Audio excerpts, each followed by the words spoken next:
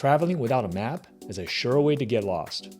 Now, if you have chronic symptoms or conditions that are affecting your brain, immune system, and gut, and you don't have a roadmap to show you what to do first, second, or third, you'll continue to waste precious time and money, not to mention your quality of life.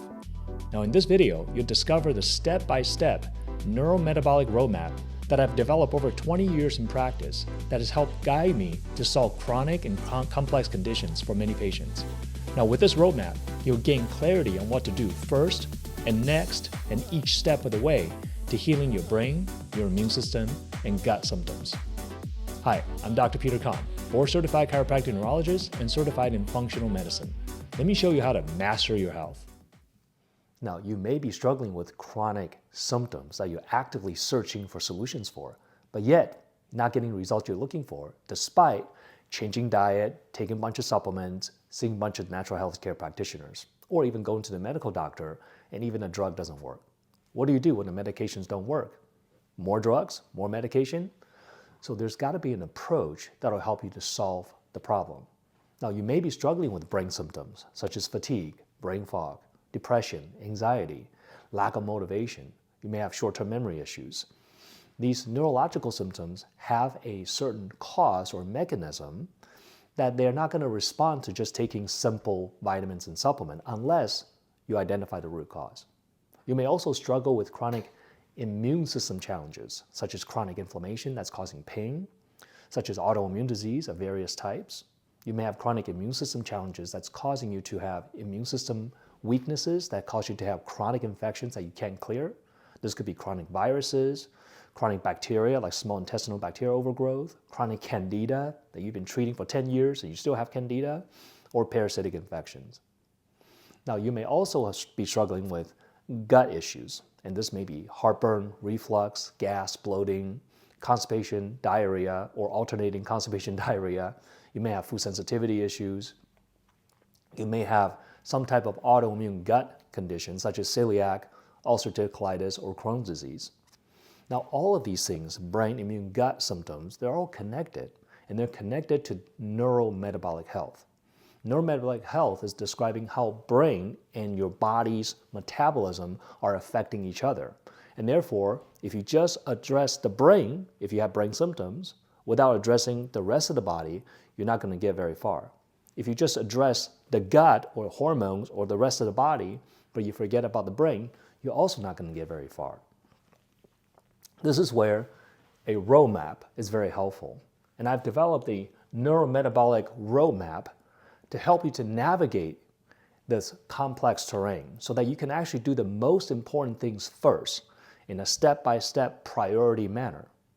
Now, the priority is describing these physiological processes that certain processes take more precedence or importance that you must address first before you address the next thing. An example would be this. If you see someone who's unconscious on the side of the road and you run up to this person and you want to help this person and you identify that this person has a broken leg and not breathing, which one is more important to address? The broken leg or the not breathing first? I think everyone who's have some basic understanding how the body works will understand that when you're triaging the situation, you want to address the most life-threatening thing first, and that's not breathing. Because when you don't have oxygen, you can be dead in minutes, right? Where a broken leg, that may be able to be set later. So there's a priority sequence about which to address first. And many people tend to forget that when they're addressing these chronic functional problems, nutritional related problems. They're going after the detox or hormone replacement therapy first, but they're forgetting the foundations. And I will tell you, your efforts at hormone replacement therapy or detoxification or anything that's trying to help yourself is not going to respond the way you want it to unless you do the first things first. So let me share with you what are the most important things on this roadmap so that you can actually take this formula and use it to benefit yourself. Now, we have courses and training that I personally take you through to teach you how to identify symptoms in yourself, combination using lab work, so you know exactly where things are along the way and when to move on to the next step. But let's show you the roadmap so you have an idea of how powerful this is.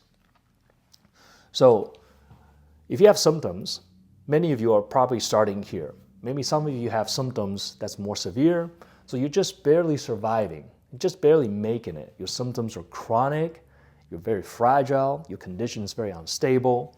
So the first thing we want to do is want to address the most important things first, and that's going to be fuel delivery. Fuel delivery is describing how we can deliver energy to the body, right? And deliver fuel so your body can make the energy. So fuel delivery, the first step, so when we take this roadmap, we want to go this direction. Kind of like playing Monopoly, like a board game. Start here and go in a certain pathway. So the first step is oxygen, O2. So oxygen problem can show up as perfusion issues. And perfusion meaning how are you able to deliver blood to your tissue.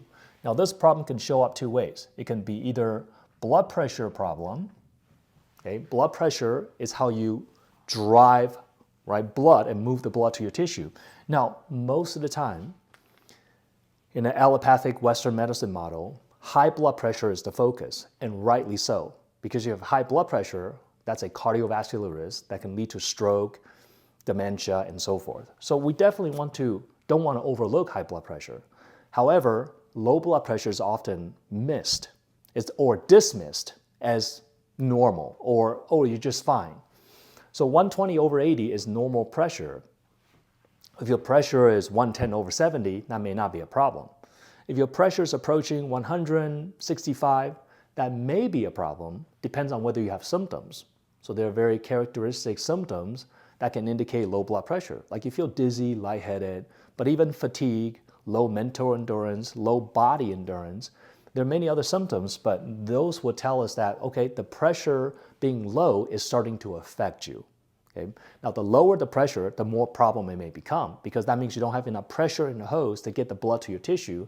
That can compromise brain function, that can compromise mitochondria, energy production.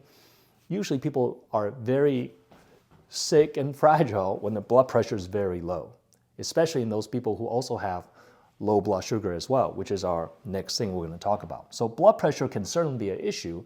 If you ever have blood pressure that are lower than normal and you've been dismissed and you have symptoms that you can't solve, you need to start to look at how you can improve that. Okay? Now the next way that you can have perfusion problems is simply just having circulation problems. Circulation problem can show up for some people as claudication or small vessel disease. They have veins and blood vessel that's not working well. But for a lot of people, circulation problems simply show up as having cold hands, cold feet. If you're cold all the time, especially in your extremity, or if you pinch your finger, the pink doesn't come back in your nail beds very quickly, that can indicate some kind of circulation problem, which will again compromise blood flow, blood delivery, delivering oxygen and fuel, and removing waste, and that can compromise. Now, the other way that you can have oxygen problem is anemia. So anemia is describing low red blood cell, low hemoglobin, low hematocrit. That can lead to a decrease of oxygen carrying capacity. That can also cause issues. Thirdly, we also want to evaluate oxygen from a perspective of just breathing problem. Some people have chronic respiratory issues like emphysema, or they have chronic asthma, some kind of chronic respiratory issue that's causing them to not able to breathe properly. Some people have sleep apnea that can also compromise oxygen. So we want to look at this holistically, right? By evaluating the whole person, rather than just give a drug or a pill or even a supplement in a pill, we want to look at the underlying root cause. So that's the first step. Now, once we address the oxygen issue and improved it, next we want to look at blood glucose. And blood glucose is coming from the food that you eat, right? You eat food, and then food gets broken down into simple sugar, especially if you eat carbohydrates. The carbohydrate is going to break down into simple sugar. But you have other pathways where you can actually turn protein into glucose. Your body can actually break down body fat, gluconeogenesis. So there's different ways your body can regulate that blood glucose. In fact, your body is obsessed with keeping blood sugar in a very tight range. So blood sugar dysfunction can really cause havoc in the body because glucose and oxygen both are your brain's preferred source of fuel. Disruption in oxygen and glucose levels can lead to brain symptoms such as brain fog, fatigue, short-term memory issues, and various other issues.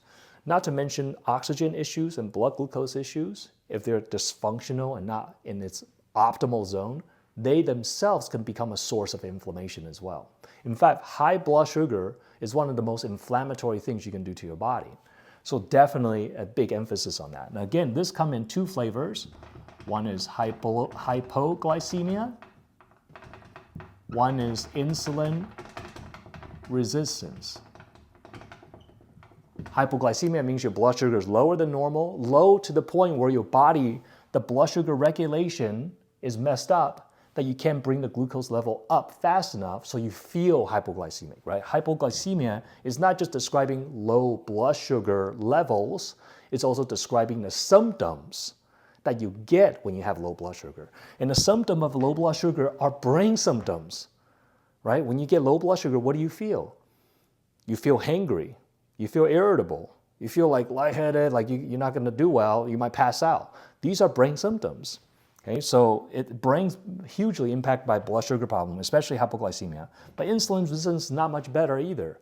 Because when you have insulin resistance, the glucose cannot be utilized by the cell because the insulin is broken, or you have too much insulin, causing the cells to become resistant. That means the insulin no longer works, so the glucose accumulates in the bloodstream, cannot get into the cell for energy, so you still feel the sense of lethargy and low energy. So both blood sugar problem, both types of blood sugar problem are very detrimental to your metabolism and your brain. Neurometabolic. Blood sugar is a big deal. Once you get blood sugar stabilized, the next part of fuel delivery is actually digestion. Because you get the nutrients from the food that you eat. But it doesn't matter how healthy you eat. If you can't digest the food, you can't deliver that nutrient to your body. If you cannot break down protein properly, if you can't break down carbs or fats, then it doesn't matter how healthy you eat, it's not going to get there. So digestion goes from north to south. There's a process of digestion that starts at the top with the brain and the vagus nerve function that primes and innervates the digestive system, and then you must chew your food, and your stomach got to produce stomach acid, and your pancreas and your gallbladder got to produce bile and pancreatic enzymes, and then you have to absorb it through the small intestine and then eliminate it through the large intestine with the help of the microbiome, fermenting and extracting additional nutrients from that. So digestion is a process, right? It's a multi-step process. So it's not everybody with digestion problem, oh, just give them some probiotics and it'll solve the problem. So even there's a roadmap within the roadmap. So I'm showing you this roadmap.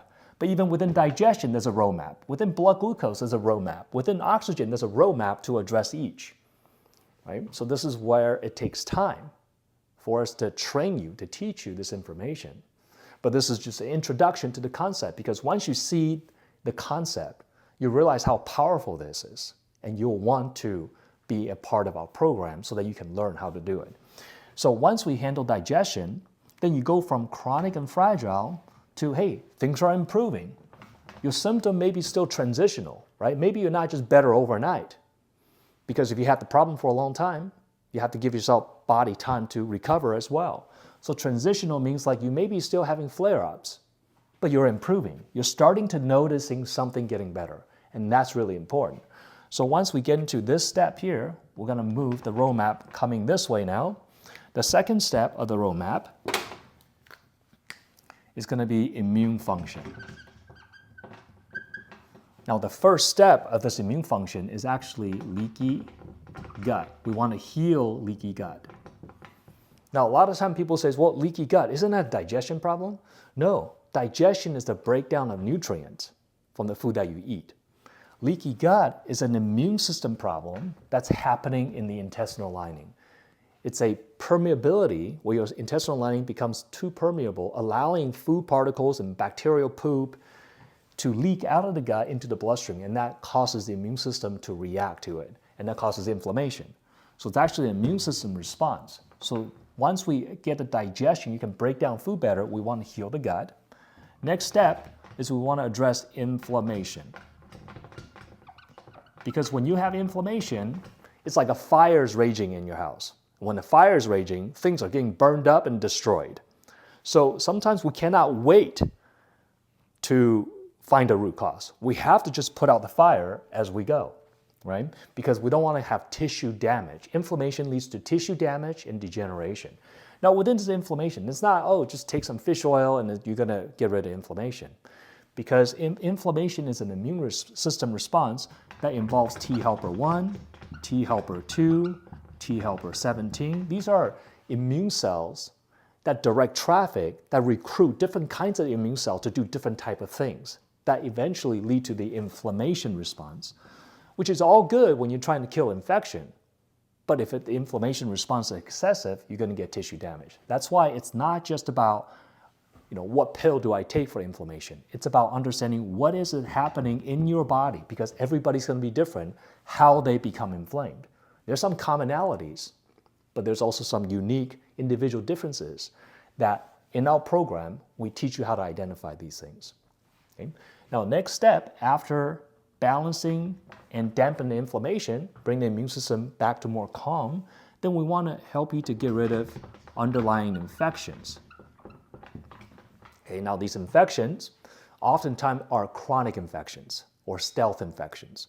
They're not acute infection that we're talking about, right? If you just get a cold today, you're going to get over that cold pretty quickly. If you notice that you keep getting cold and you get a cold, you don't get over it quickly, then you have immune system compromise.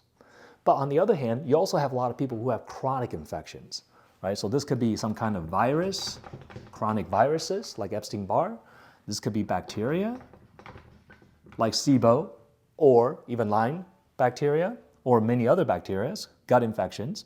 This can be Candida, which is a fungal or yeast issue, typically associated with immune system imbalance that's allowing the fungus to be there. And then also parasite could be an issue as well. So these are things that we have to look for, right? We don't just shotgun approach and just drop a nuclear bomb and just kill everything, because that's not the solution. We want to be targeted.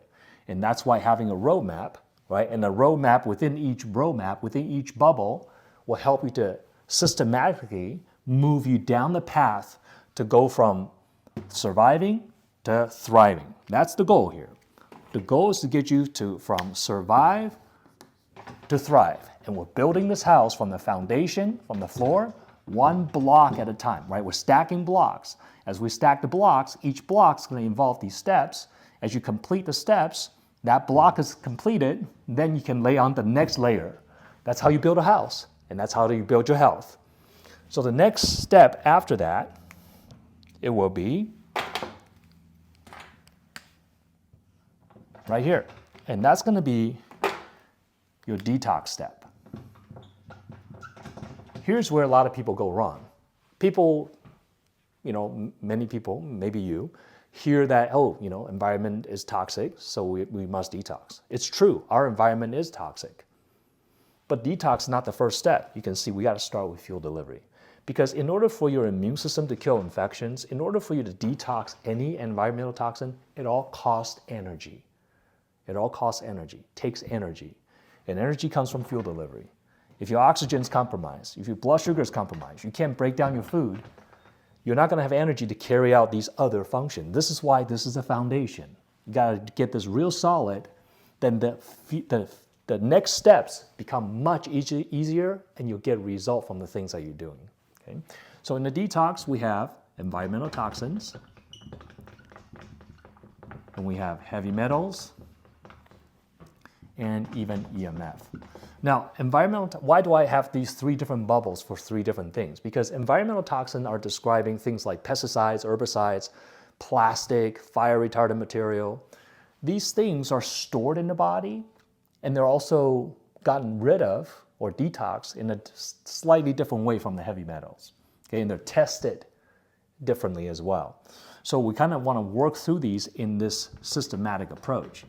With EMF, what I find, electromagnetic field interference from 5G cell towers and mobile devices and so forth, it's usually only a problem if you compromise fuel delivery, if you have compromised immune system, then the EMF becomes a problem.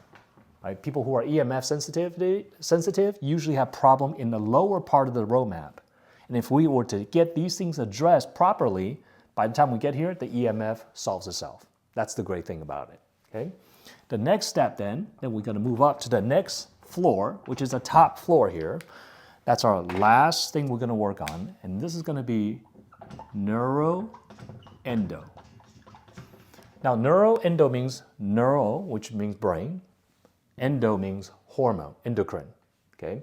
So here, we wanna address brain, and specifically, we're talking about neurotransmitters, right? Neurotransmitters such as dopamine, serotonin, GABA, and so forth. Now, why is it up here, right? Many people say, hey, Dr. Khan, you're a chiropractic neurologist. I thought brain's the most important thing. Brain is important. Just remember, though, what causes the brain to dysfunction is usually things on the lower part. It's usually because there's fuel delivery problem, which brain is very sensitive to. It's usually some kind of inflammation, which the brain is also very sensitive to. It's usually some kind of toxicity that's poisoning the brain. So if we were to address this step by step, by the time we get to the brain, the depression already lifted, the anxiety is already gone, the brain fog's already clear, right? Then you wouldn't have to take a dopamine supplement or serotonin supplement or GABA supplement because the root cause would have been addressed by the time you get there. And even if you needed some type of neurotransmitter support, it would work then. And you would know exactly which one you need to do, right? So once we complete that, the next step is we're looking at thyroid and adrenal, right? Because neuroendo, so now we're looking at hormones. So we look at thyroid and adrenal because these two hormones have system-wide effects. Thyroid controls the metabolism of every single cell in your body. If your thyroid hormone is not working properly, that can cause system-wide problems. The adrenal hormone also has system-wide effect. Adrenal produces cortisol, which impacts your glucose level. Adrenal also produces aldosterone, which impacts your blood pressure. So the adrenal can have some impact here. But the way you fix the adrenal, oftentimes by starting, again, you fix the underlying problem, oftentimes these issues solve themselves. Again, for thyroid, many people have autoimmune disease, Hashimoto's. So by solving for these issues, leaky gut, inflammation, underlying infection, oftentimes the autoimmune Hashimoto's go into remission, and therefore their thyroid gland is spared and function returns. Lastly is sex hormones. So this is where we're talking about estrogen, progesterone, testosterone. Now, a lot of people say like, really, Dr. Khan? That's the last thing that we're on this roadmap? Yes. Because sex hormones, if you have a deficiency, you must ask yourself, why is there a deficiency, right? What's causing it? You don't just say, oh, I have low hormone, give me some. Even if you need some hormone replacement, you still have to ask the question, what's causing the hormones to not function properly? Now, some people just say, oh, I'm menopausal, I'm old age.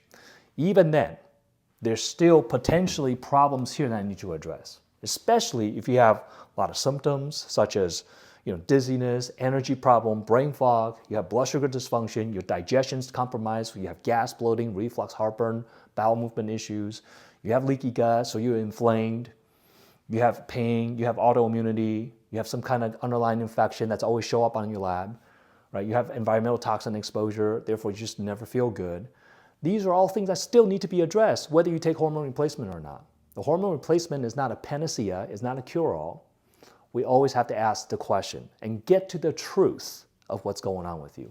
And when we do that, we're building this house, right, from ground up. You have a solid foundation, and therefore whatever you do will work. So you go from chronic and fragile to transitional improving, and as you move up the ladder, then you become more stable and your body is strengthening, right? You want to strengthen your body. You don't want to just treat the symptom, but not strengthen your body. And by strengthening, meaning we're addressing the underlying problem, so all your digestive system, your immune system, your neurological system, your gut, it's all getting stronger and working better. And that way we can get you to become optimal and vital. Hope this helps you understand the importance of addressing chronic symptoms and conditions with a roadmap that works with the way that your body heals. Please let me know in the comments what's the one thing that you learned that was new to you.